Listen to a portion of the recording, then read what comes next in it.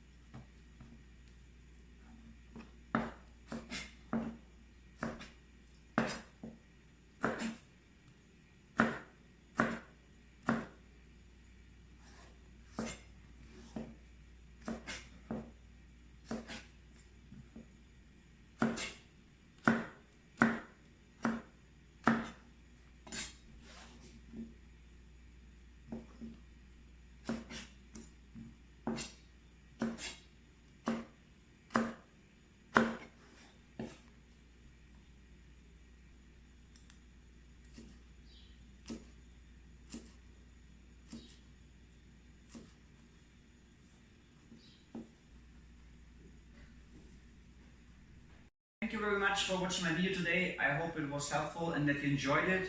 If you did, then please subscribe to my channel. There will be more upcoming videos. I'm Chef David Jahnke. Thank you for watching me today.